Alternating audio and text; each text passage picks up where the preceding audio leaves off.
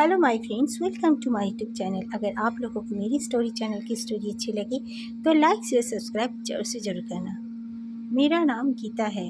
मैं अपनी स्कूल की एक स्टोरी आप लोगों को शेयर करना चाहती हूँ। एक बार की बात है, मैं अपने स्कूल में ख़ास में बदमाशी तो नहीं किया करती थी, लेकिन मैं बदमाश लड़कियों के साथ मेरी दोस्ती हुआ करती थी ज़रूर। इसी तरह उनके दोस्त होने के लिए मुझे भुगतना भी पड़ा।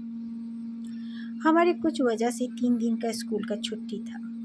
हमारे ऑपोजिट में जो लोग थे लड़कियां, मैं वॉशरूम गई हुई थी। उन लोगों ने मुझे वॉशरूम में ही बंद कर दिया था।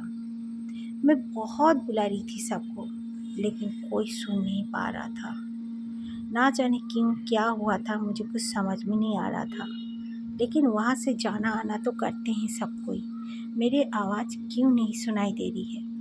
दोपहर का समय था और वॉशरूम काफ़ी अंधेरा था। कोई लाइट भी ऑन नहीं था, बल्कि उस वॉशरूम में तो लाइट ही शायद ख़राब हो पड़ा रहता। मैं क्या करती मुझे कुछ समझ में नहीं आया। मैं चीखती गई, चिल्लाती गई। फिर मैं जैसे एकदम थक सी गई। मैं थक कर जब वहीं पे नीचे बैठने ही जा रही थी, मैंने देखा दीवार के ऊपर में जैसे एक काले कपड़ों में और बहुत ही भयानक सफ़ेद आँखों वाली एक औरत लटकी हुई है। ये देखकर मैं तो और डर गई।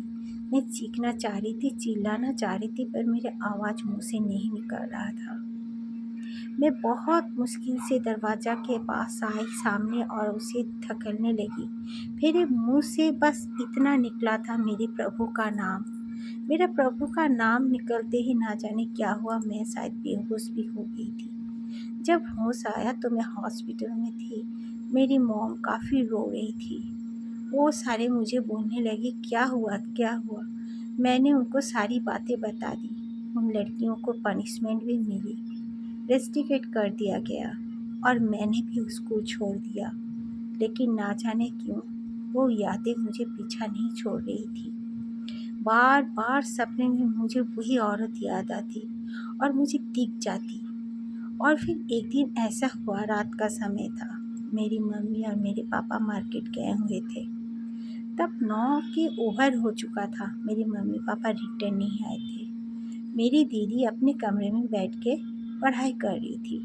मैं टीवी देख रही थी। अचानक से जैसे किसी ने हमारा बेल बजाया।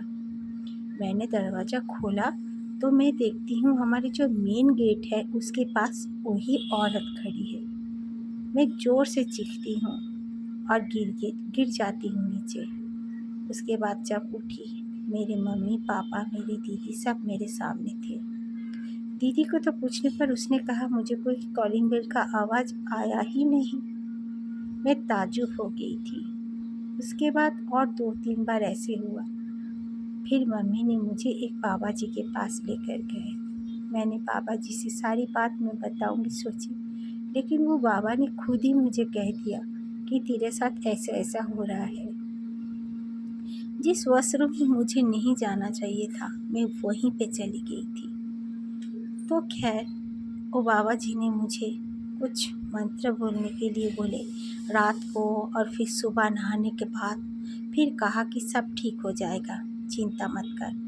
और मम्मी को उन्होंने एक भगवान के चरणों से लेकर फूल और विभूति दिया और कहा इसे ताबीज में डालकर बेटी के गले में लाल सूता में पहना देना।